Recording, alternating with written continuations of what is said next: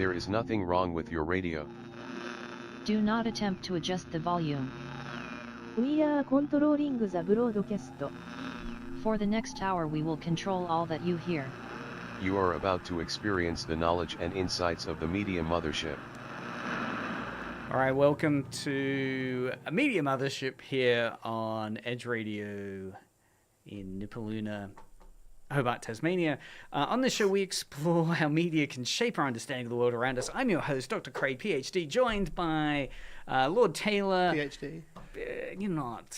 Yeah, people doubt whether I'm actually a doctor. I bumped into someone from the studio and they said, the doctor thing you put on in front of your name, that's just your stick, right? That's just your and I go, no, I've done the PhD. Don't I sound like I've done a PhD on the radio? Don't I? I obviously don't. Anyway, I can give you Lord Taylor because you've got that, qualification of the Scottish plot of land, which I love to hear about. So Lord Taylor and MC Dent. We'll give you the MC Dent character tonight. I'm happy with that. That works. Fantastic.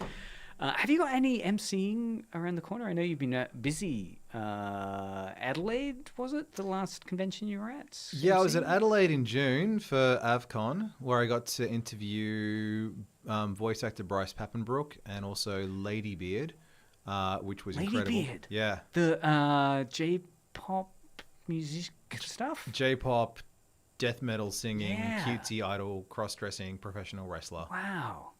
Yeah, I'd completely forgotten about that phenomena. Yeah. And it's still out there, so we should do some of that in K-pop Unlimited. Sounds great. Anyway, but before I forget, by the end of the show, is there anything coming up? Because I know you also do the quiz show occasionally. Any things for people to keep an eye on? I mean, if anyone wants to see a quiz night, Republic, Wednesday, 7 p.m. Because they're becoming a chore, and when you're not getting paid for something, you want to make sure that you enjoy it. Yes. You don't treat it like a chore, because otherwise there's other things you could do. Oh, wise words. Wise words. Excellent. Well, the main topic for today's discussion is going to be jumping back into that huge list we were going through from Den of Geek, which was rolling through the top, what was it, like 20 matches or something. You've got the top 15. Reached that. The top 15 WrestleMania wrestling matches. There you go. Sorry, I've taken... Yes, that's it. And we're down to the three, right? The top three. Top four. Four. Oh, okay, right. Wow. I haven't watched All the way down. that one. All right. So we need to go back. So that's what we're going to be deep diving into, basically an exploration of these. And I'd been doing a little bit of homework. So I've watched two of those matches and an abridged version of their number one choice. But I was reading skimming an academic article around this, and they broke down four key parts of wrestling, which are interesting to analyze. One is the blurring of reality and fiction. So these are moments where, obviously professional wrestling can blur that line, right? There are moments in a wrestling match which are real, like someone's really been damaged or hurt. Then there's fiction as well. There's the gimmicks, which is a specific term, right? The idea that the personas, or is it that the personas are gimmicks themselves? The personas that they have are called gimmicks, and usually they're somewhat influenced by the people in real life. So the rivalries they'll have, that they're scripted, but also potentially drawing upon real life animosity between who they are. Or... Yeah, absolutely. One of the most famous instances of this is 1997 had a rivalry between two wrestlers called Bret Hart and Shawn Michaels, where they just genuinely did not like each other. Right. Bret Hart, because he was a bit more old school, and he saw Shawn Michaels being a huge show-off. And he thought that Michaels was using his political clout to bury him and his friends. And Michaels, at that point, was self-admittedly very angry, very bitter, very, very pilled up. And he was an extremely talented acrobatic wrestler, but had so many personal demons, and he enjoyed throwing his weight around. And one of the really strange parts about this rivalry is that it becomes extremely personal, because by the end of it, their factions, the Hart Foundation for Bret Hart and D-Generation X for Shawn Michaels, their factions near the end were becoming very antagonistic towards each other, but there's sort of the metatextual level where you can tell Bret Hart's getting upset with Shawn Michaels, because Shawn Michaels, having also turned heel, he's also playing a bad guy. He's stealing his spot as the main bad guy in the company. And these phrases, are they the gimmicks as well? Like if you're a heel or a babyface, is that the gimmick they have, the persona? Is that an example of the persona, or is it a much deeper concept there? Because I guess the heel and the babyface the heel is kind of crudely put the villain, and the babyface is the hero. But it can be much more complicated than that. It's more so that a heel is someone you boo and a babyface is someone that you cheer. And Bret Hart, during that year, he really played with the concept of it because he's Canadian. So he was a heel, and he also has a huge fan base in Europe. So he was a heel in the USA. He was explicitly anti-American, but he was still a babyface in Canada and the rest of the world. And so so there we have this kind of personas, and this leads to the second point this article says, which is audience participation. Because I guess if you understand how the gimmicks are working, part of it is then being able to the audience themselves shaping the narrative. Right? There are moments in games in matches, which we'll talk about today, where the fans themselves really have started to direct the storyline in a way. But we'll get around to that. So audience participation, then serialized storytelling. And this is something I did find to be one of those really fun kind of barriers of entry where you're dropped in. If you're doing, it's the wrong way to get into wrestling, obviously, to look at WrestleMania, because as you were saying, it's the culmination of these stories, and this is their payoff. And so I was having to watch YouTube explanations of these matches, which basically then fill in the last 2-3 years worth of backstory leading up to that. But the storytelling is really key, isn't it? That interconnected, to understand these matches, we're unpacking a ton of interconnected storylines. It's like reading comic books. It's very difficult to know when to jump in.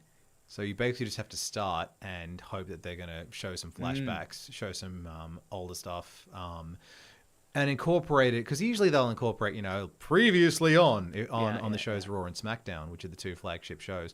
But also, something that they do that's really useful is that they'll also play sort of like a best of package, like a hype package, a video right before a major match, basically giving you all the cliff notes that you need.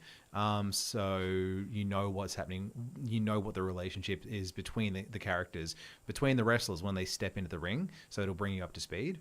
And many people, I guess, can compare wrestling to some degree to soapies, to TV soapies that are ongoing, and they have this huge ensemble cast and been going for decades, and you need to understand these characters, their histories, and I guess in those cases fans also do some of that heavy lifting with YouTube pieces they create. So that's the third one. The fourth one is cultural and political commentary, that wrestling can serve as a form of cultural political commentary, and that there are ways in which the matches that you watch are also critiques of social and political issues through these performances. Certainly, I found some of the older ones interesting to watch because of then watching commentary tracks of fans later talking about how some of it's dated really badly, particularly the treatment of some of the female wrestlers and the way that commentators were describing those female wrestlers early on. So and in fact, I did see Hulk Hogan weirdly at one of the Trump rallies. Right? So, yeah, there must be this kind of political blurring that some of these... And, of course, Jesse Ventura became a politician as well. Yeah. A governor of... He became, mayor, and then he became governor of Minnesota. And Hulk Hogan, let's use his real name, Terry Bollea, the guy who plays Hulk Hogan, the character, yes. Was so jealous about that he attempted to run for president.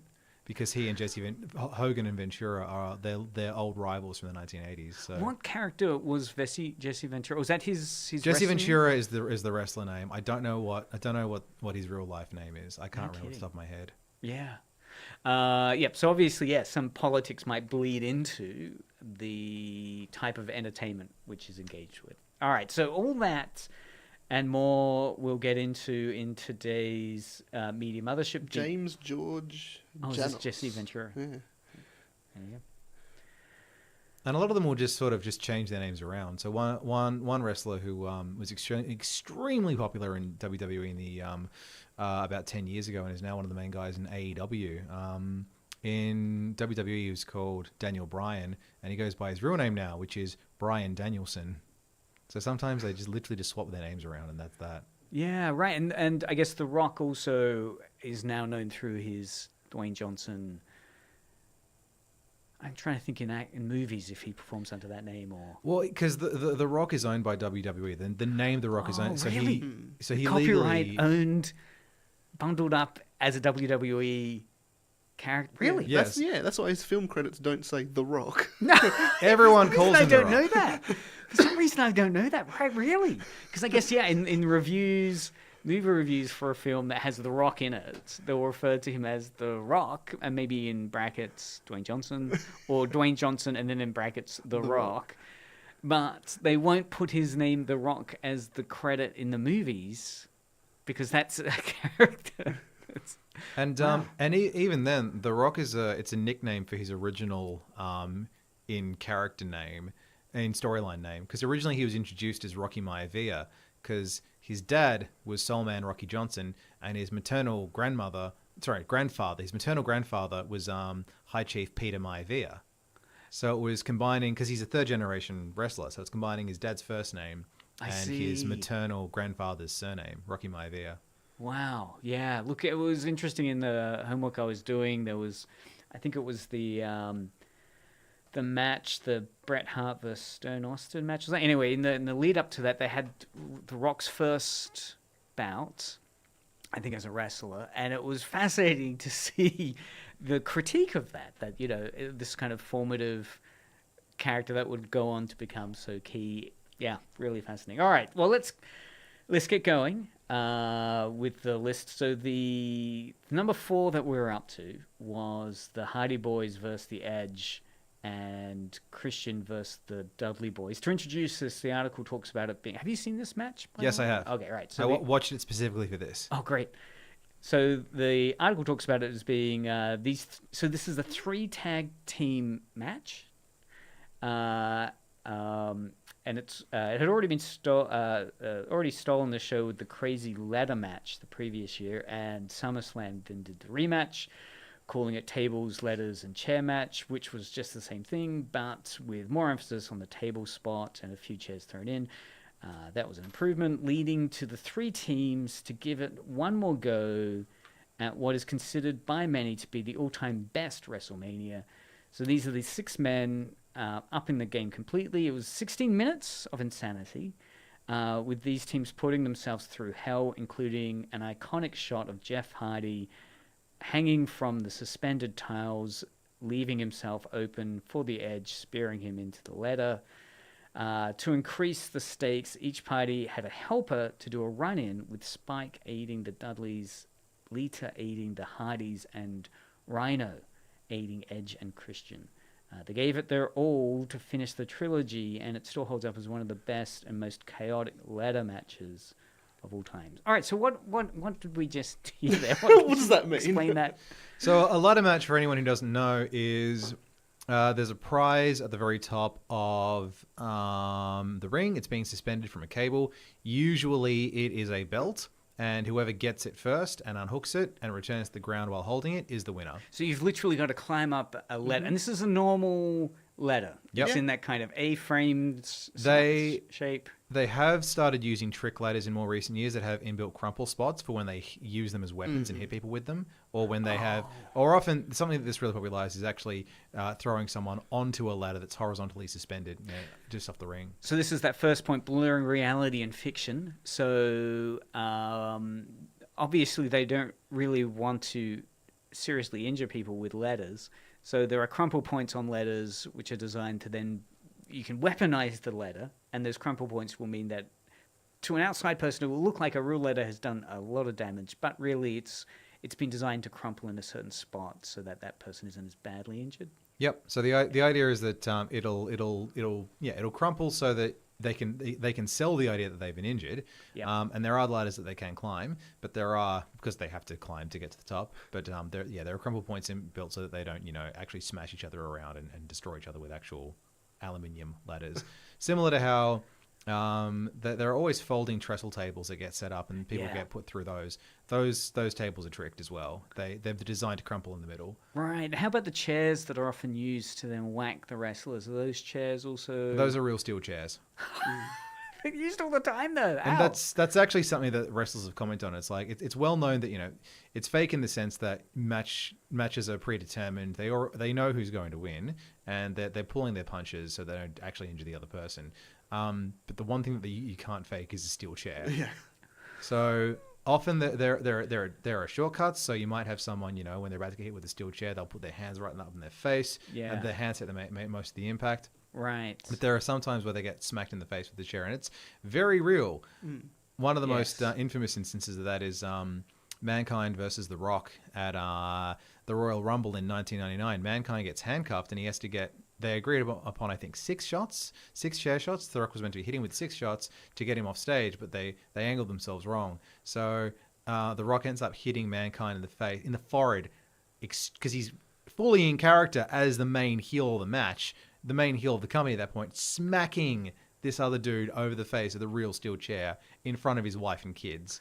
So that caused some tension between Mick Foley, who played Mankind, and Dwayne Johnson, The Rock, for a very long time. That'll be tough if your family's watching and you're actually getting... And again, that idea of, everyone knows that wrestling, you're not really seeing the hospitalization after these people. But there are moments where there is some reality. That blurring does happen. So you never quite know when you're watching a wrestling match. If that's actually real damage. In this one, the Hardy Boyz versus Edge and Christian versus the Dudley Boyz, was there any real damage done in this one? Or was it stayed within the fiction? There was no real damage done as far as I know, which is astounding when you look at the main spot. So again, the main spot, the most famous part of this is Jeff Hardy climbs up a ladder, grabs the belts. And then one of the Dudley Boys kicks the ladder out from underneath him, so he's dangling 18 foot off the ring. Yeah. And then Edge climbs most of the way up a ladder and does a full-on spear tackle into Jeff Hardy, who's dangling off a rope 18 feet in the air, and they both come crashing down. And it's just ridiculous. And you go, how do these guys know how to land so well?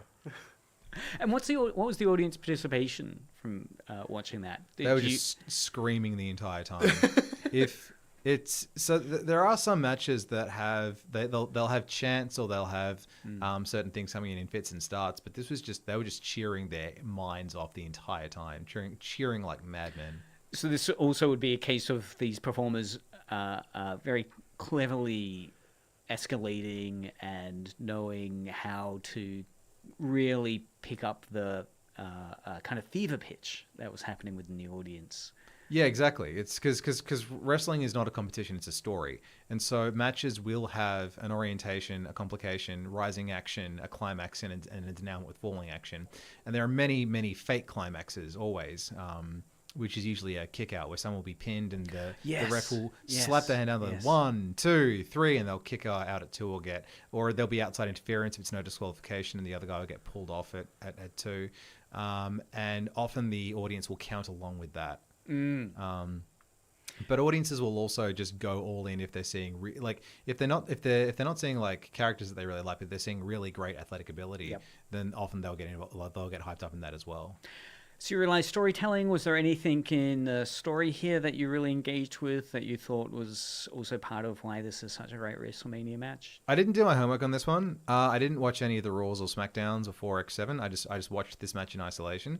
And usually, because Raw airs on Monday night, it's aired every Monday night, or almost every Monday night since 1993. SmackDown's been on since 1999. And if you watch the Raws and the SmackDowns before you watch a major pay-per-view like WrestleMania, you'll get a lot more out of it. But I didn't. So I had a good time watching it, but I just saw 3 teams of 2 plus their helpers just all beating the snot out of each other. Anything you found a kind of cultural level that was weird or exciting? The gender, the ages, the... It is mostly just like I think most of the faces in the anti-heroes are just like beautiful young men, and then you've got the Dudley Boyz who are a little bit older, a little bit heavier, and then there's a run from Lita who was working with the Hardy Boyz at that point, and when she like goes like yeah and rips her shirt off just so everyone can ogle her, it's like oh okay, fair enough. We're very much also the mesh shirts that the Hardy Boyz wear are very sort of you kind of expect to see those guys at a gothic nightclub. Yes. All right, so now moving on to, and I do have some audio for this one, so we'll set it up with a bit of audio. Many in the crowd chanting for The Rock. Quite frankly, many in the crowd chanting for Hogan. A mixed reaction here at WrestleMania.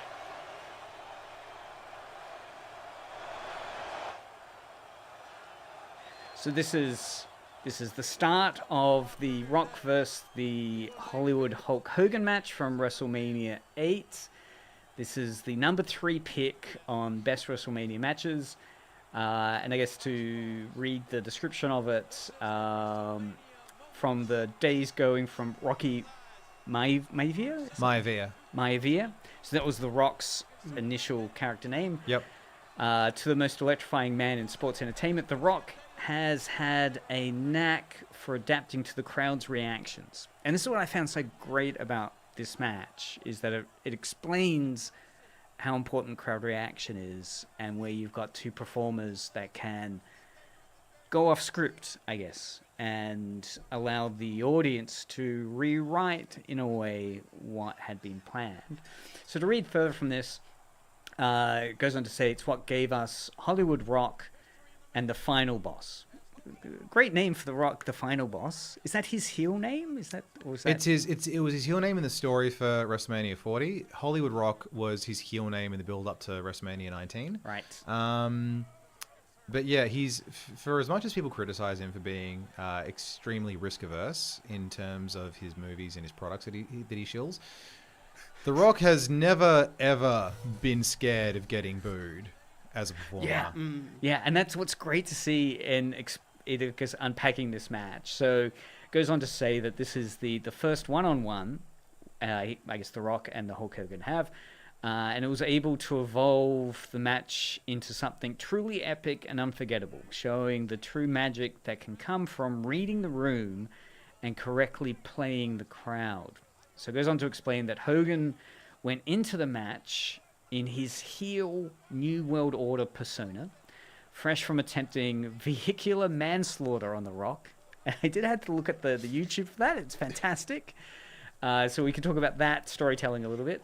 Then it goes on to say that having gone from WWF for so many years and being in front of a passionate Canadian crowd, Hogan received a hero's welcome, which is what we're hearing. And the place gradually realized they were more into Hogan than The Rock.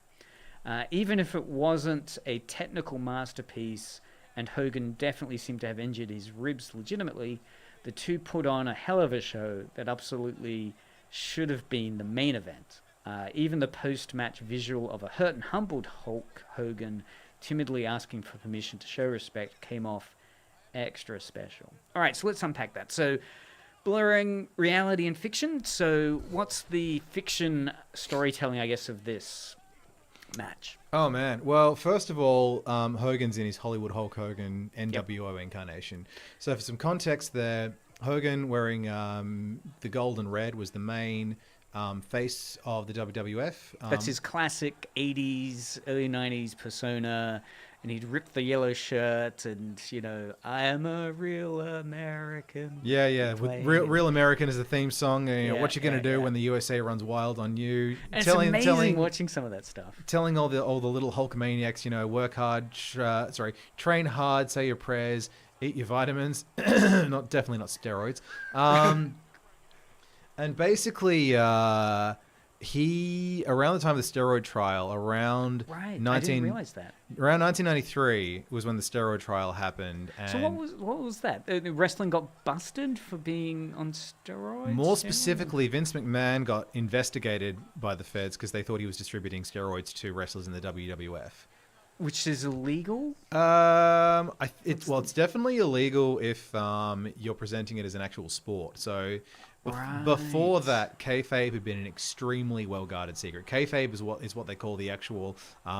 It's a corruption of the Pig Latin phrase for be fake, which is what they would say. So kayfabe is the fictional world of wrestling. Right. Like everyone knows it's staged. Yeah. Everyone knows that there's a predetermined winner and they've rehearsed it before they're going to do it. And what we're really watching is, stunt work. Prior to the steroid trial, the fact that it was fake was staged was an extremely well guarded secret. There's a brilliant story of Vince McMahon having a chat with Ted DiBiase, who became known as the $1 Million Man, who was this extremely evil, well-moneyed, one of the best heels ever, who would just like torment people and he'd do these awful things. One of the best things he ever did as a heel was telling a kid, if you bounce this basketball 10 times, I'll give you $500. So the kid bounces it 9 times. On the 10th one, Ted DiBiase kicks it away.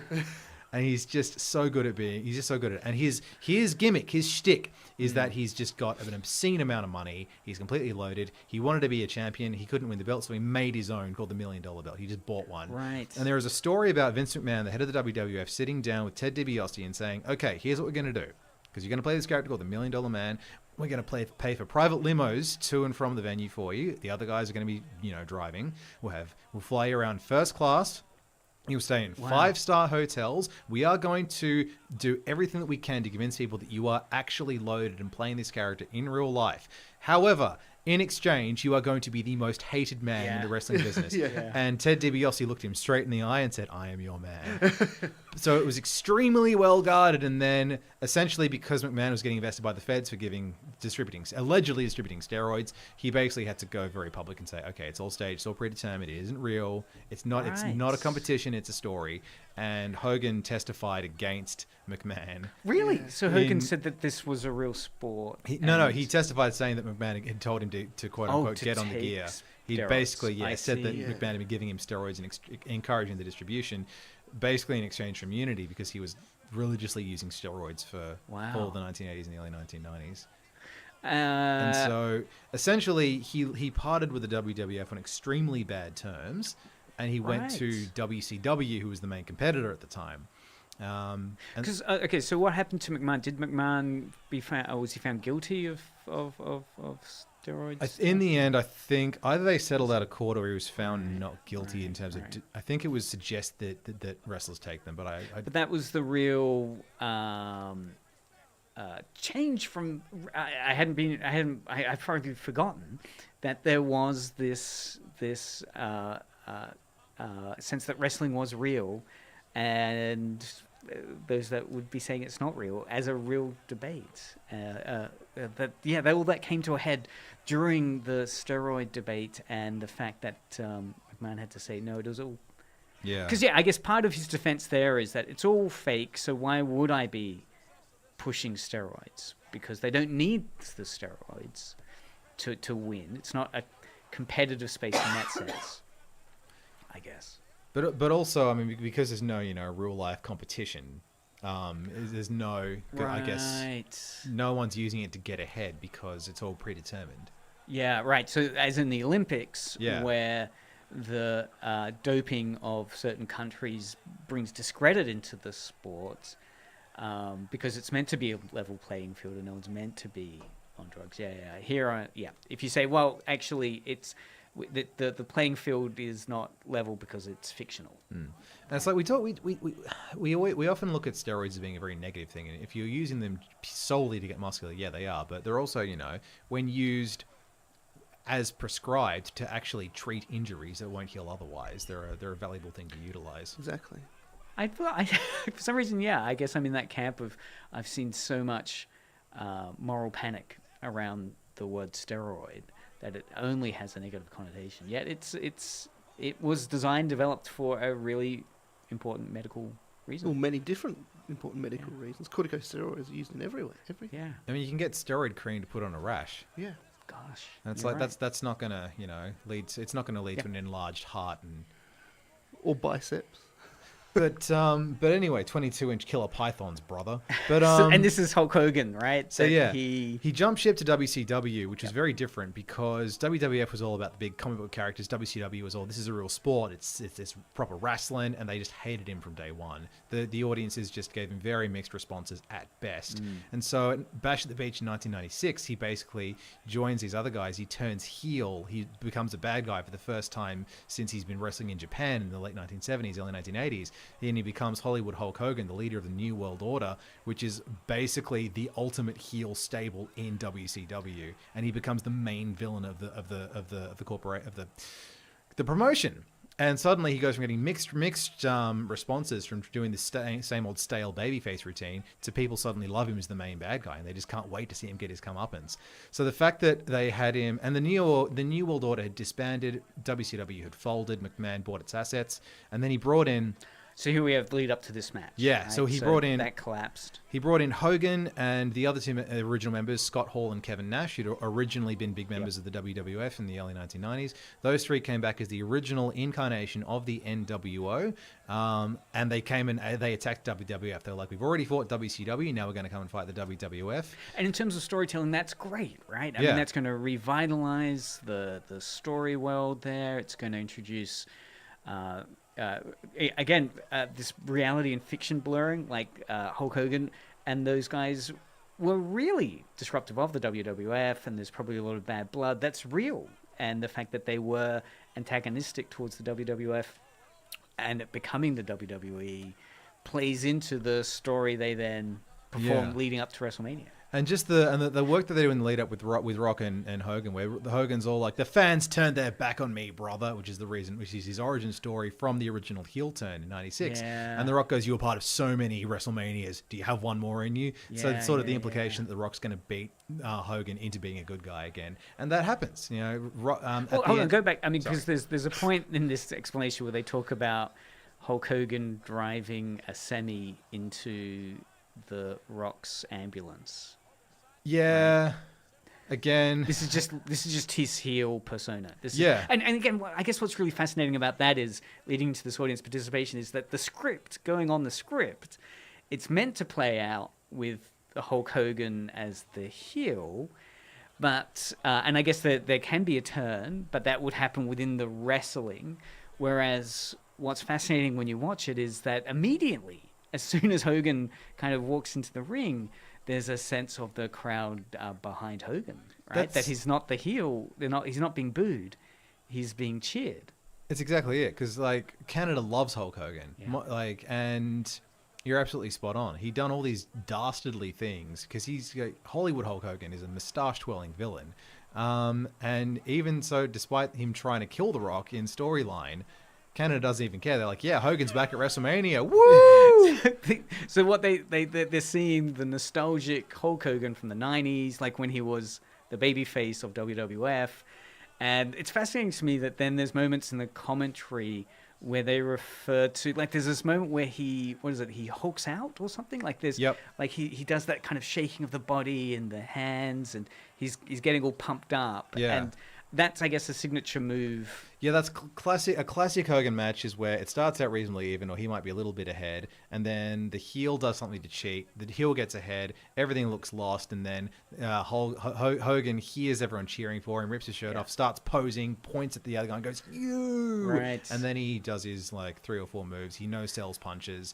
And everyone was just absolutely stoked to see that happening again. Yeah, what's fascinating to me, I guess, in the order that I watched it in, is that that's very much about those kind of like the setups which the wrestler has, like the signature moves, I guess a wrestler has, and that they'll do the signature move, and in the fictional storytelling, that's coding that okay, this is a kind of final move, this is a kind of defeat of the final boss move.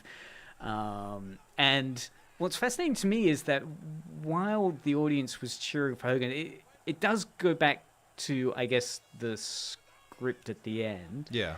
Because it's interesting, I guess, hearing about this, that what many people point to as being great about this is that you have two performers that read the room very quickly, and then because I think the description I was hearing was that then Hogan took the lead. Yeah. So whereas they'd practiced the match and obviously The Rock was going to be calling the shots, it then switched to Hogan calling the shots, The Rock becoming the heel, and there's that great scene where Hogan takes his belt off and starts whipping The Rock.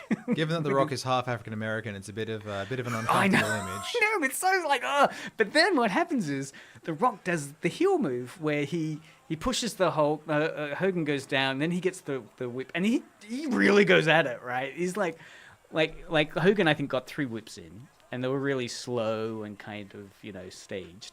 But The Rock performs with such ferocity on him that, again, it creates that sympathy for Hogan, going, oh, man, the poor guy. Not only has he lost his belt, but he's really getting whipped with it.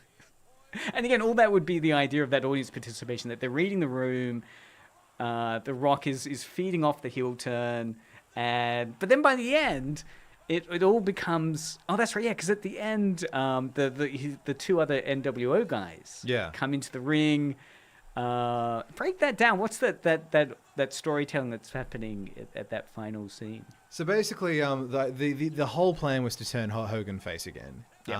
That was always going to happen. So essentially, and one of the things about being in the NWO is if you're in the NWO, you're in the NWO for life, brother. So him basically having that face turn in during his match with The Rock. And again, there's that setup of The Rock essentially wanting to bring Hogan back across like it's Luke and Darth Vader. They feel Hall and Nash feel betrayed, and they're really angry at him. And that was a real hallmark of the NWO and WCW.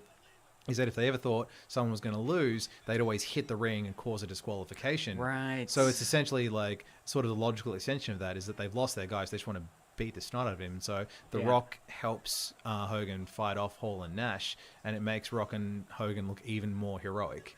And then they do that wonderfully kind of schmaltzy move of getting like the Rock...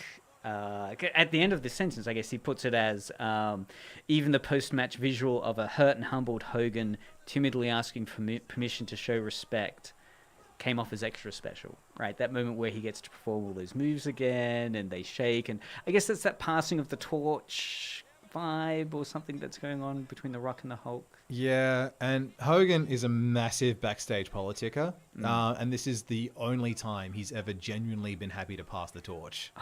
Right. Because I think he sort of acknowledged, because his place in the company was a bit shaky at the time because he just, spent X number of years with WCW. I think 7 or 8 years with WCW trying to put the WWF out of business. So he's sort of like, all right, cool. Well, obviously we lost that one.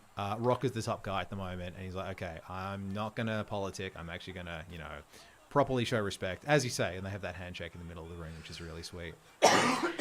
And it was interesting watching it as, I guess, someone that knows those two personas. Of all the matches, this was one that I kind of had a handle on in terms of, okay, I know the Hulk Hogan from growing up in the 80s.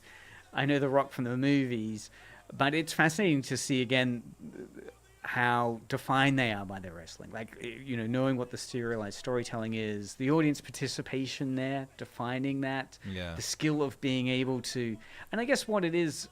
that really I found remarkable was just increasing the fever pitch of the audience, that, recognizing that the audience were looking for a nostalgic Hulk Hogan experience, and then escalating that up and up and up and ramping it up so supremely well. It was and just that opening shot of Hogan and Rock just sort of standing in the ring, nowhere near each other, just sort of looking around as the audience is going absolutely nuts. That face off, yeah.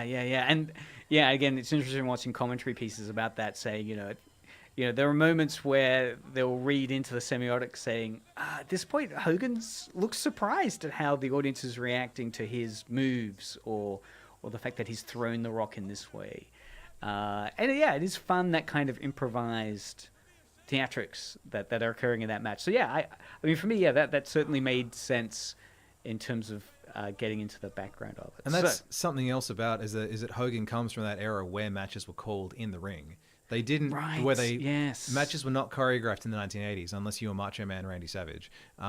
So they every time you see wrestlers locking up or putting each other into like a chin lock or a headlock, they're whispering directions to each other. Yep. Yeah, and that's something I did read about this match, that it was largely called in the ring, right? And as you're saying, all right, that's not something typically done. It's old school. All right, so we have about 5 minutes left. That's enough time to talk about number 2. All right, number 2, Shawn Michaels versus The Undertaker. So this match, again, just quickly to put people into context of it, the article says that this is the very concept of WrestleMania that they see this is leading to. So Shawn Michaels rose up the ranks over the years to become a top guy and one of the go-to competitors who would constantly put on a show-stopping performance at the year's PPV. The Undertaker had a strength and endurance buff thanks to his undefeated streak at WrestleMania and the extra mystique that came with it. While the two had a feud a decade earlier, this time it felt almost mythological, and the two proceeded to put on an exhibition that caught up to the hype. It was also done at the perfect time as both men were getting, starting to slow down. So let's unpack what we're hearing in the background here of The Undertaker versus Shawn Michaels. Because for me, I guess just jumping forward a little bit, for me what fascinated me in contrast to the Hulk Hogan one was that by the end of it, you start seeing all these signature moves of the wrestlers, the tombstone move that the Undertaker's doing, and the chokehold, and then the flying kick that the Shawn Michaels does. Sweet chin music? Yeah. Yeah. And all the commentators are saying, coding that, right? Saying, okay, and that's the final move, and this has got to be out, and he's down, and he's counting out, and then he keeps knocking out.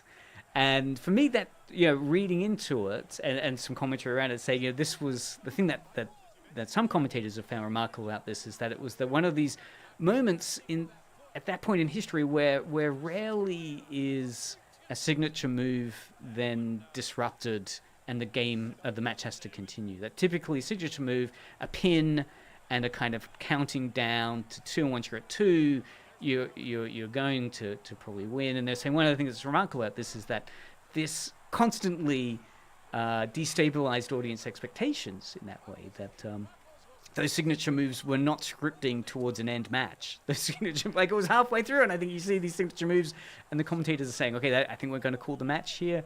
Because there's that amazing one where the Undertaker flies off the ring in one of his signature moves, but then lands into the cameraman and knocks himself out. Yeah.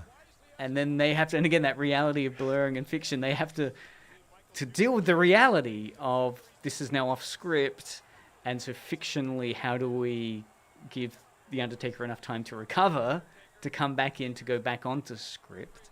So unpack what we're hearing there. So what was the reality and fiction of this match?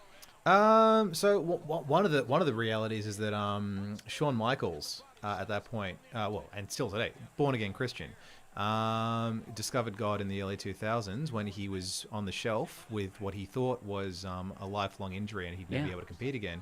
And literally one day woke up after praying and his pain had gone away. So he comes back. Following in the 90s when he was extremely spoiled, extremely petulant, prone to temper tantrums, on a lot of pills and alcohol.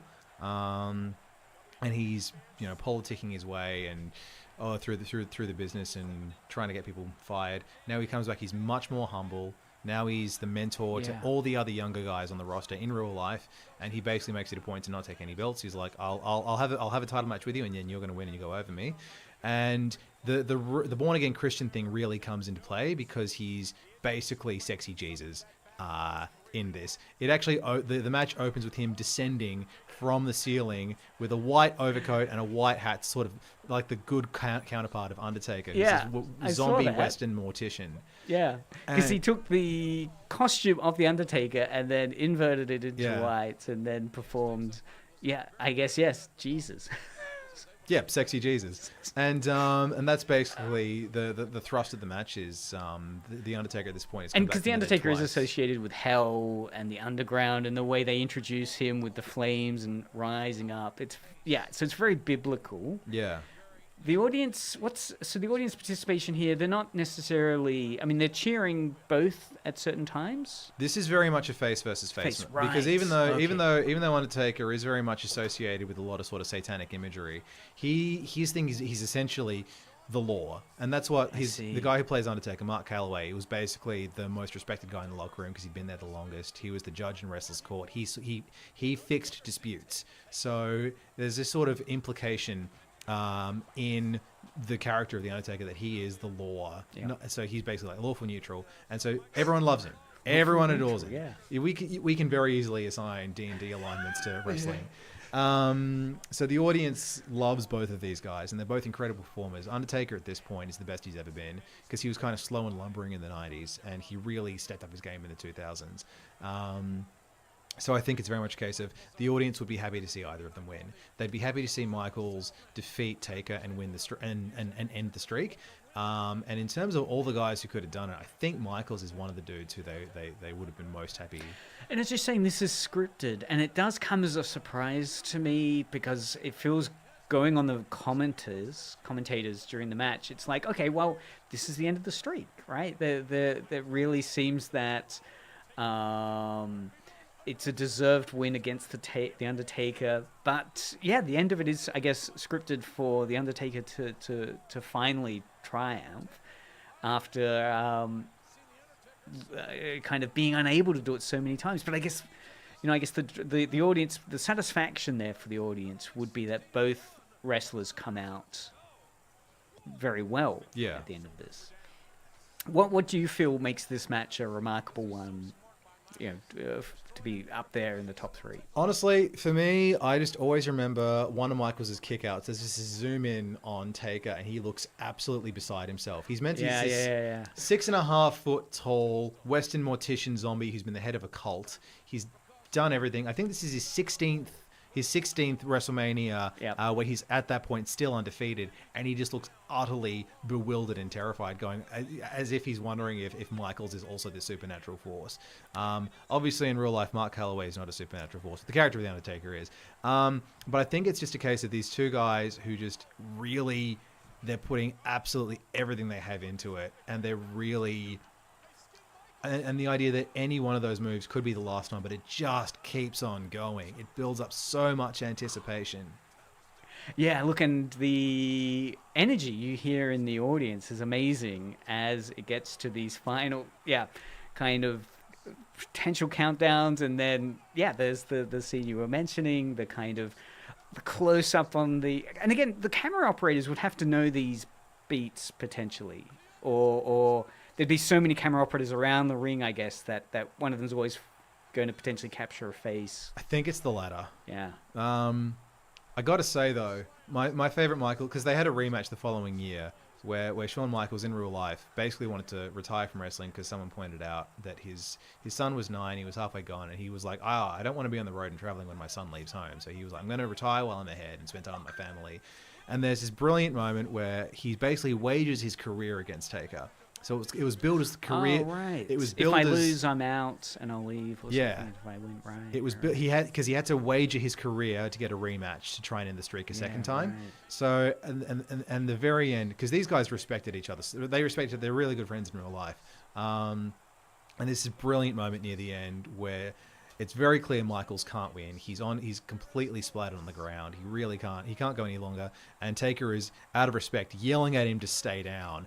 And Michaels just sort of pulls himself up, and he claws himself up, and he drags himself up, so he's face to face with Taker. And Taker's signature taunt that he's just done on the video that we're watching is a throat slit with the thumb. Michaels does that in Taker's face, doesn't do anything, so he just cracks him, smacks him across the face. And Taker just loses it and grabs him, puts him in a tombstone piledriver, jumps so far in the air. And that's what it takes to put Michaels down for the count. But these guys just work so well together. Look, and the thing that makes it remarkable and is worth watching if you can on YouTube is the scene where The Undertaker launches himself out of the ring onto the cameraman. Because I think what Shawn Michaels had kind of pushed one of the cameramen, and I was reading online about what had happened in this moment, because allegedly what was meant to happen was the cameraman was meant to kind of catch and absorb the Undertaker But instead, the timing was out, and instead the Undertaker hit the camera, and you hear this really noticeable something breaks, and then he's out. He's actually knocked out, and they do this whole kind of theatrics and pantomime because the ref has been thrown out of the ring, and Shawn Michaels gets the ref back into the ring, and they're debating and arguing over something, and it's just enough time for the Undertaker to somehow get back into the ring, and then it plays out for another 10 minutes or something of their exhaustion. So yeah, it's very much quite an amazing physical match.